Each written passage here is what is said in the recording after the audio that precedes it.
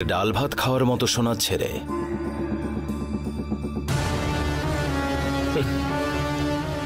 ঠিক এইভাবেই উস্কানি দিয়ে তোমরা আমাকে এই অবস্থার মধ্যে এনেছো।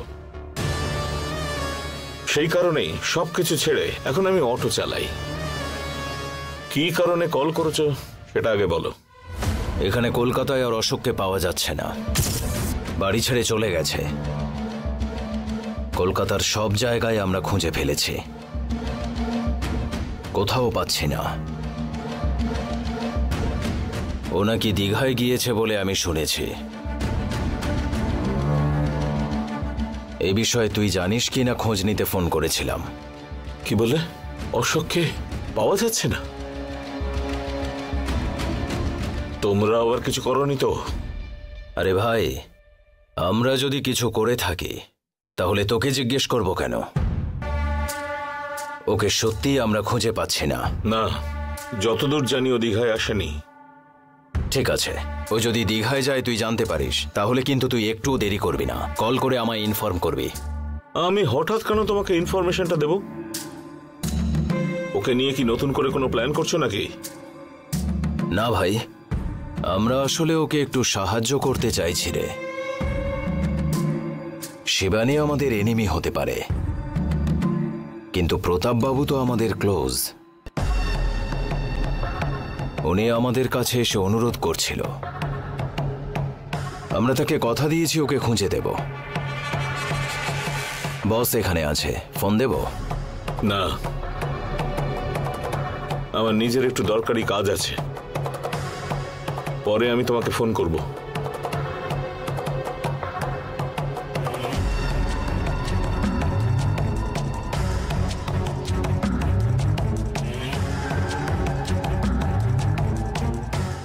অশোক নিখোঁজ? কোথায় যেতে পারে? এইভাবে তো কোনো কিছু না বলে কোথাও যায় না।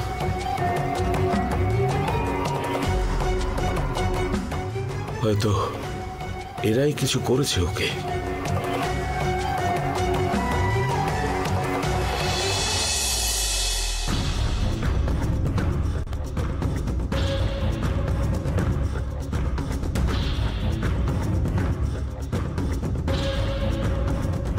দাদা, ভৈরব জানে না অশোক কোথায় আছে। তবে কি জানো, ভৈরবের কথা শুনে মনে হচ্ছে ও অনেক বদলে গেছে।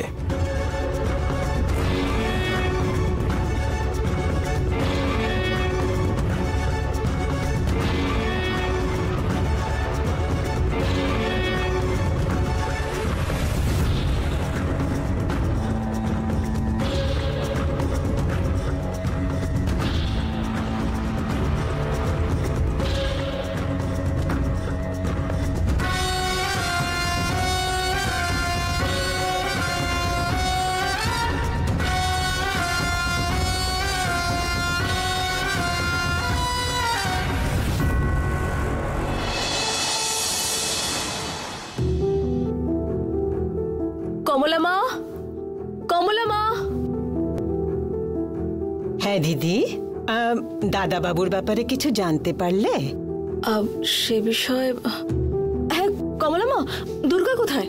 ও উপরে আছে, খাবারটা খায়নি দিদি। জুস খাওয়ার কথা জিজ্ঞেস করেছিলাম, ও বলল না।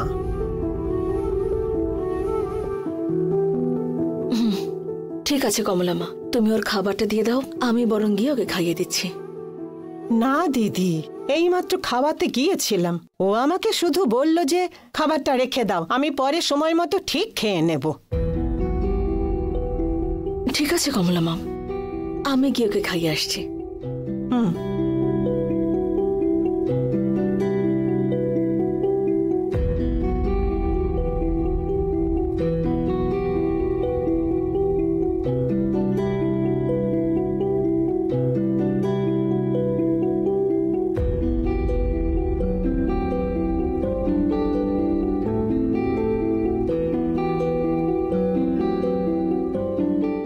হাই সোনা, হাউ আর ইউ?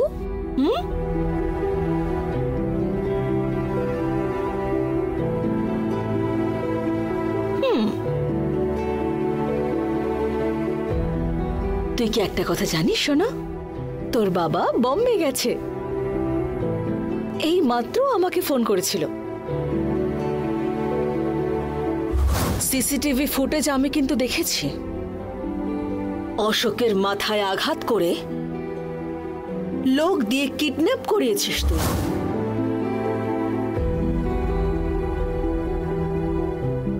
মা, বাবাকে যে কেউ কিডন্যাপ করেছে আমি বুঝতে পারছি।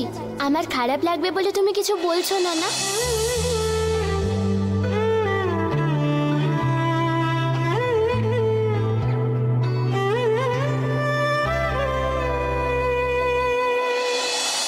বসে বসে এত কি চিন্তা করছিস দুর্গা? বাবা বম্বে গেছে, ওর যে কিছু হয়নি জেনে তুই খুশি হোসনি? বাবা এখন আমার কাছে নেই, তাই আমার মন খারাপ। আরে আমি বললাম তো এইমাত্র ওর সঙ্গে কথা হয়েছে। আরে সেদিন মন খারাপ করে এখান থেকে বেরিয়ে গেল না, তাই যদি এখানে থাকতো তাহলে আমরা হয়তো খুঁজে খাঁজে ওকে জোর করে বাড়ি নিয়ে আসতাম। সেই জন্যই বম্বে চলে গেছে। আর ওইখানেই কোন একটা ক্লায়েন্টের সাথে নাকি ওর মিটিং ছিল।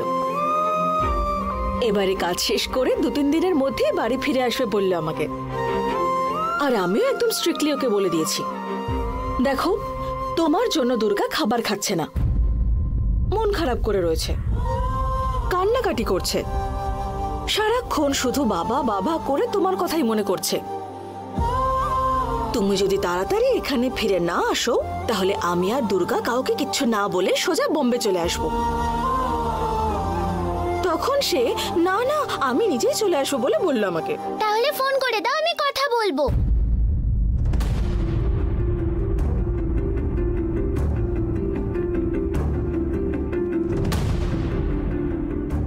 হ্যাঁ হ্যাঁ শোনা, 1 মিনিট, এক্ষুনি কল করছি।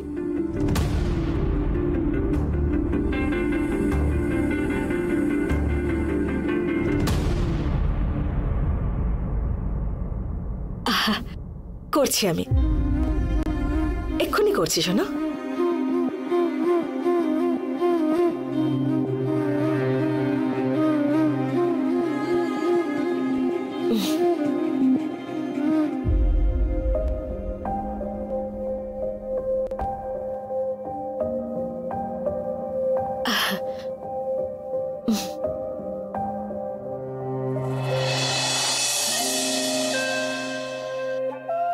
Can't be reached right now. Please try later. Phone not reachable আসছে শোনা, মনে হচ্ছে এই মুহূর্তে কোনো মিটিং এ আছো। একটা কাজ করি আমি, হ্যাঁ বরং মিস্টার শিবাকে একটা কল করি।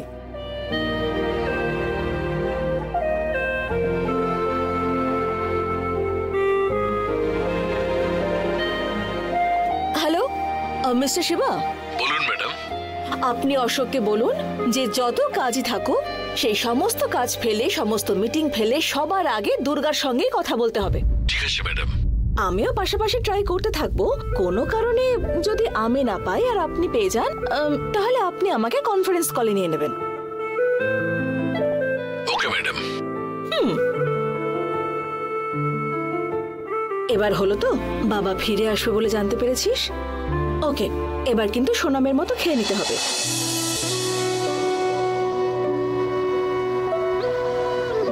Good girl.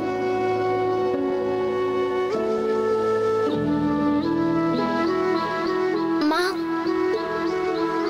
তুমি খেয়েছো? আমার খাওয়া হয়নি রে, নিচে গিয়ে খাবার খাবো। এখন আর কোনো টেনশন নেই, তোর বাবা ফিরে আসবে বলে জানতে পেরেছি।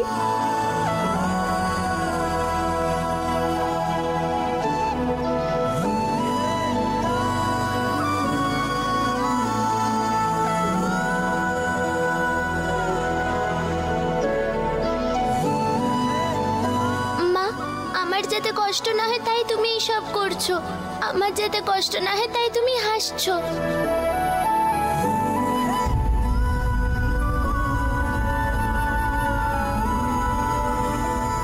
কি হলো সোনা, কাঁদছিস কেন? জানি না মা, বাবার আর তোমার কথা ভাবলেই আমার খুব কান্না পাচ্ছে। সোনা একদম চিন্তা করিস না, আর ঠিক 2 দিনের মধ্যেই তোর বাবা আমাদের কাছে চলে আসবে। হুম, নে।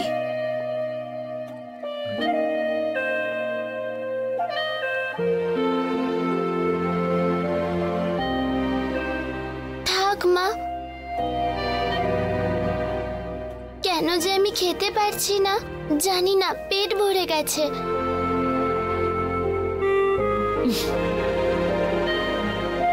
ঠিক আছে সোনা, তুই ঘুমিয়ে পড়, আমি খেয়ে নিয়ে ঘুমিয়ে পড়বো। হুম,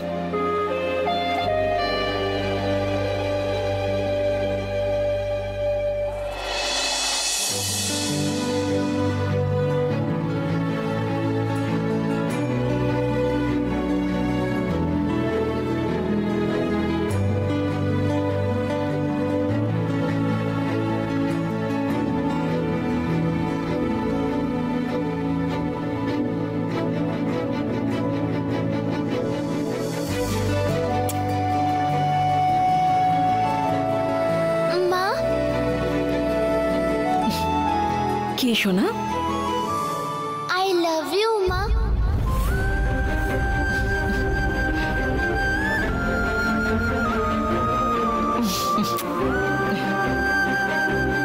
আই লাভ ইউ টু সোনা। Good night.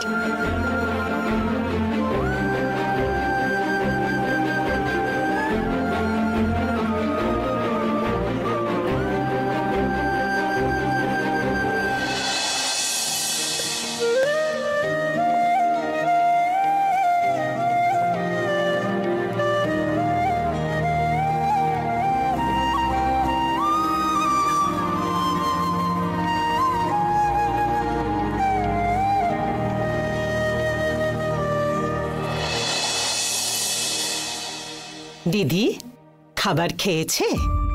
হ্যাঁ কমলা মা, ওকে খাইয়ে দিয়েছি। দিদি এখন তো তুমি বলো দাদাবাবু কোথায় গেছে? আসলে অশোককে কিডন্যাপ করা হয়েছে কমলা মা।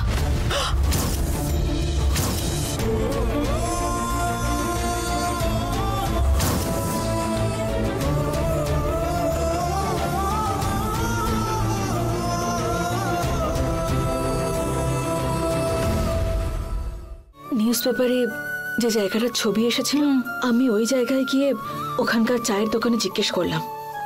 তার ঠিক সামনের বাড়িতে সিসিটিভি ক্যামেরা আছে বলল। ওই ক্যামেরার ফুটেজ চেক করে দেখলাম অশোকের মাথায় জোরে আঘাত করে কেউ একজন কিডন্যাপ করে নিয়ে গেল।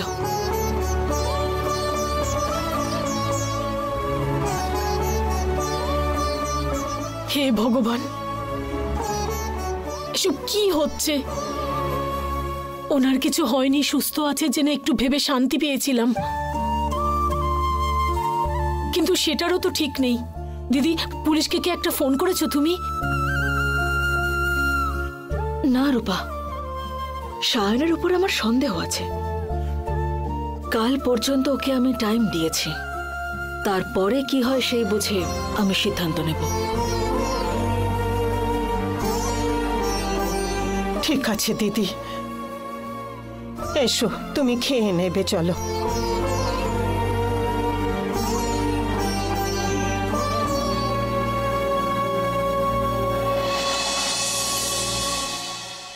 কাকিমা, সামনের মাস থেকে ধূপের ব্যবসাটা অনেক বড় হয়ে যাবে। আপনি একা একা সামলাতে পারবেন না, একটা বড় জায়গাও লাগবে। আমরা যদি 2-3 জন কাজের লোক নিই তাহলে কেমন হয়? মেরি, ওই ভগবানই সব, আমাদের সবার মঙ্গল করেছেন। আমাদের ধূপের ব্যবসা ভালো করে চলছে। আমার ভৈরব বদলে গিয়ে অটো চালাতে শুরু করেছে। এতদিন পর আমি শান্তিতে ঘুমোতে পারি। কাকিমা, এরপর থেকে সবকিছু ভালোই হবে, দেখবেন। সেসব জানি না, শুধু জানি সব তোমার জন্যই হয়েছে। তুমি আমাদের বাড়িতে মহালক্ষ্মীর রূপে এসেছো, আমার ভৈরবকে সম্পূর্ণ বদলে দিয়েছো। আর এইদিকে ধূপের ব্যবসাটাকে আরো বড় করে করবে বলছো। হে ভগবান, তুমি ওর মঙ্গল করো।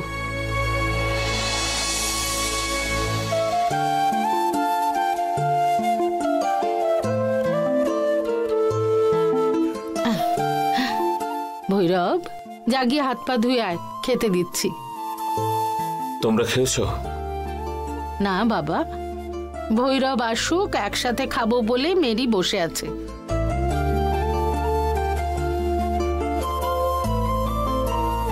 কলকাতা থেকে ফোন এসেছিল। শিবানী ফোন করেছিল? না, যখন কলকাতায় গিয়েছিলাম, যে খারাপ লোকগুলোর সঙ্গে বন্ধুত্ব হয়েছিল, তাদেরই একজন কল করেছিল। কি বলছিটা কি ওই পাপিগুলো? তুমি ওদের সঙ্গে আর কোনো সম্পর্ক রাখতে চাও না সেটা বলে দিয়েছো তো?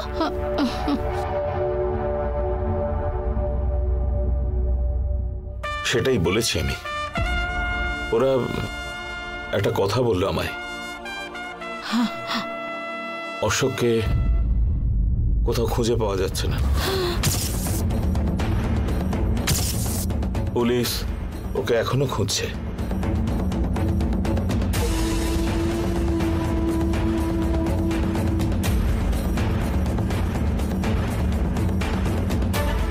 ও এখন দীঘায় এসেছে নাকি সেটা জানবার জন্যই ওরা ফোন করেছিল।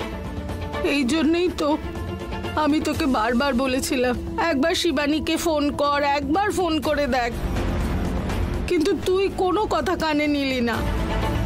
বাড়িতে হয়তো ওদের ছোটখাটো ঝগড়াঝাঁটি হয়েছে, রাগটাগ করে হয়তো গেছে। ও আবার ঠিক ফিরে আসবে মা। ভৈরব, যাই হোক, তোর এখন কলকাতায় যাওয়া উচিত। বেচারি মেয়েটার পাশে এখন কেউ নেই। এরকম একটা সময় ওর পাশে কেউ একটা থাকলে ভালো হয়। ঠিক আছে মা, কাল সকালেই আমি যাচ্ছি। আমিও যাব। একদম না, আমি নিজে গিয়ে আগে কি হয়েছে সেটা দেখি। অশোকের সাথে ও শত্রুদের কোনো সমস্যা হয়ে থাকলে তুই ন্যায়, নীতি, ধর্ম বলে বসে থাকবি না। পুরনো ভৈরব ফিরে এলেও চলবে, অশোককে বাঁচাবি।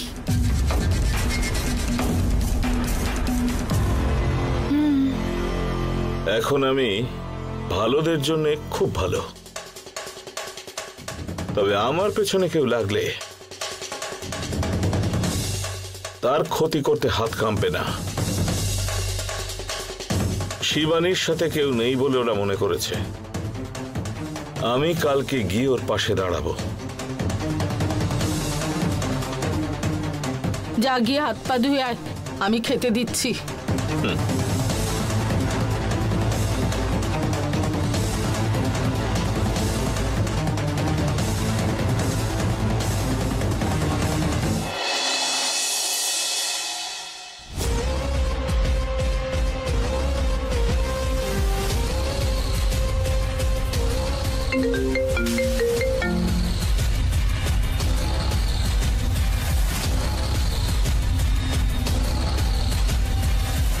কি ব্যাপার?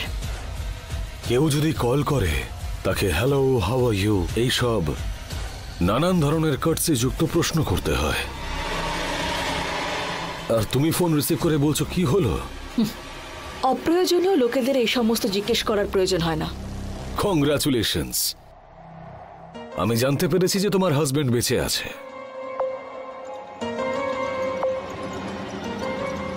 শুধুমাত্র এইটা বলার জন্য যে ফোন করিসনি তা আমি জানি।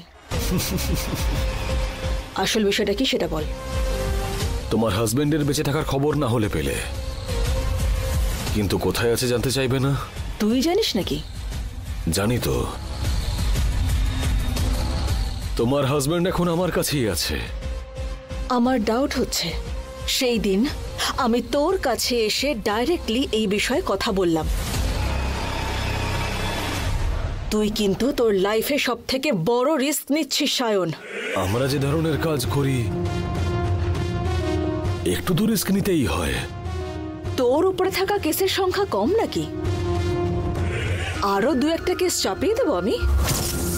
এই কেসগুলো যাতে সরে যায় সেই জন্যই তো তোমার হাজবেন্ডকে কিডন্যাপ করেছি। আমার বরকে কিডন্যাপ করলে তোর কেসগুলো সলভ হবে কি করে শুনি? তুমি যদি চাও যে তোমার হাজবেন্ড ঠিকঠাক থাকুক, তাহলে আমার নামের সব কেসগুলো তোমাকে তুলে নিতে হবে। কোর্টে বলতে হবে যে তোমাদের বাড়ির কাজের মেয়ের খুন আমি করিনি।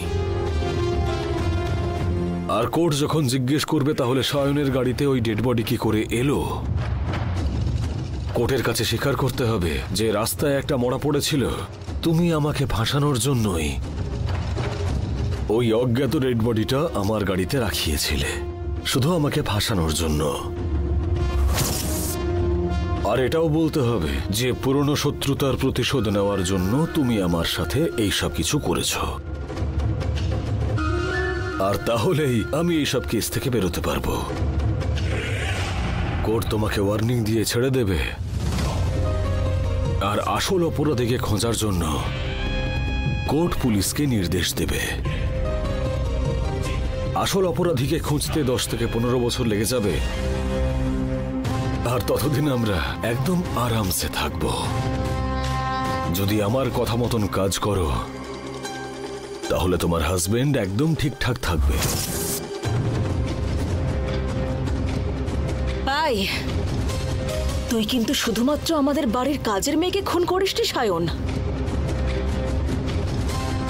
আমার বান্ধবী, আমার দাদার প্রেমিকাকে খুন করেছিস তুই। আর তার জন্য তোকে আমি কোনোদিন ক্ষমা করব না। যাই হয়ে যাক না কেন, আমি কিছুতেই কেস ফেরত নেব না।